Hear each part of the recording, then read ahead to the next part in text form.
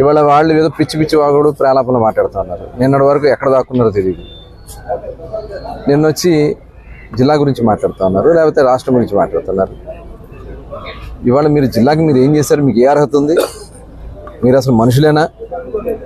ఇవాళ జిల్లాని గౌరవ ముఖ్యమంత్రి గారు మొన్న వరదలు వస్తే 11 రోజులు విజయవాడలో ఉండి సాధారణ స్థితి తీసుకొచ్చి ప్రతి ఒక్కరు కూడా 100% సాటిస్ఫాక్షన్ లెవెల్స్ తీసుకొచ్చినటువంటి ఘనత చంద్రబాబు నాయుడు గారు.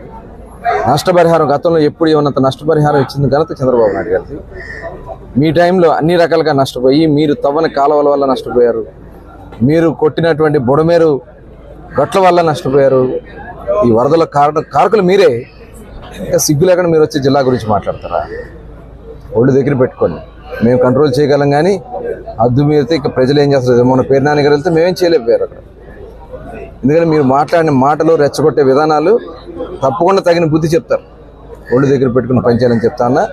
తిరుపతి దేవస్థానం ఒక పవిత్ర దేవస్థానాన్ని అపవిత్రం చేసి ఇవాళ మళ్ళీ జగన్మోహన్ రెడ్డి సిగ్గు లేకుండా వెళ్తాను. నీకు నిజంగా వెంకటేశ్వర స్వామి మీద విశ్వాసం ఉంటే 5 సంవత్సరాల్లో సతీ సమేతంగా ఇవ్వాల్సినటువంటి పట్టు వస్త్రాన్ని ఎప్పుడన్నా మీరు వెళ్ళి సతీ సమేతంగా ఇచ్చావా?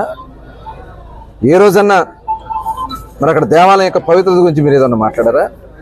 మీరు పెట్టినటువంటి ఈవో, జేఈఓ ఒక రౌడీలాగా నల్ల లుంగీలు కట్టుకుని నల్ల చొక్కాలు వేసుకుని చెక్కులు తీసుకుంటా ఉంటే ఇంతకంటే సిగ్గుచేట ఏముంటుంది? మీకు సంబంధించినటువంటి పెట్టినటువంటి చైర్మన్ వాళ్ళ కుటుంబ సభ్యులు బైబుల్ పెట్టి తిరుగుతూ ఉంటే వాళ్ళకి నువ్వు చైర్మన్ పదవి ఇస్తే ఇంకో దేవాలయం యొక్క విశ్వాసం ఏముంటుంది? పవిత్రత ఏముంటుంది? వాళ్ళు మనోభావాలతో ఆడుకున్నారు 5 సంవత్సరాలు మీరు.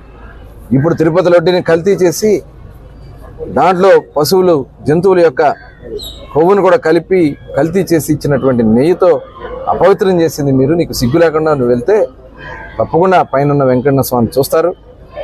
తప్పకుండా మీరు చేసే ఈ ఘోరాతి ఘోరాల్ని తప్పకుండా బుద్ధి చెప్తారని కూడా తెలియజేస్తారు.